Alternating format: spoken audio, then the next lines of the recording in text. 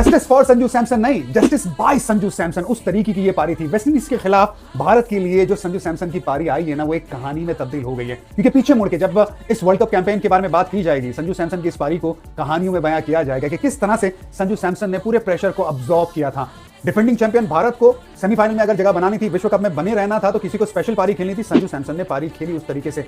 ये प्रेशर को जो अब्सॉर्ब किया है, प्रेशर को जो अपने कब्जे में किया है, ये कहानी है ना, ये जबरदस्त तरीके से बल्लेबाजी की। एक तरीके की बल्लेबाजी नहीं की संजू सैमसन ने, जरूर स्कोर बड़ा था और इतना बड़ा स्कोर विश्व कप में भारत ने लगभग 200 के करीब कभी चेज नहीं किया, इस पारी की बदौलत किया है। और देखिए, संजू सैमसन जब खेलने आए ना, प्लेइंग 11 का जब हिस्सा बने, तो उनका रोल क्या था? अच्छी साझेदारी देना, लगभग 6-7 का औसत था जो ओपनिंग साझेदारी से मिल रहा था। अभिषेक शर्मा रेगुलर आउट हो रहे थे, टीम में बदलाव किया, जिम्बाब्वे के सामने आए, एक छोटी 24 रनों की पारी, लेकिन इंपैक्टफुल पारी जिसमें 48 रन की साझेदारी हो गई थी। लेकिन यहाँ पे जो पारी खेली है, इसमें जिस तरह से अपने आप को उतार चढ़ाव के हिसाब से मैनेज किया, वो काबिल तारीफ था। देखिए, पावर प्ले में जब वो 20, 25, 28 पे खेल रहे थे ना, मैं नजर उनके ऊपर बनाए रख रहा था कि किस तरीके से, किस अंदाज में खेल रहे।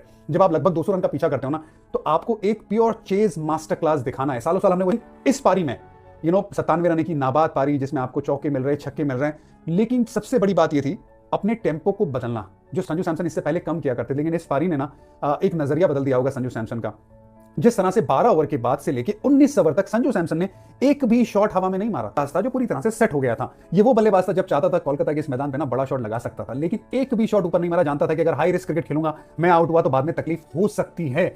उस लिहाज से पूरी तरह से अपने ऊपर जिम्मेदारी ले ली। जब फास्ट बॉलर आए, सामने अलोंग द ग्राउंड चौका मारा, तो उसका पेस इस्तेमाल करके स्पिनर के लिए पूरी तरह से बैकफुट का भी इस्तेमाल करा था, लेकिन बैलेंस पे बने रह रहा था, सिंगल डबल खेल रहा था।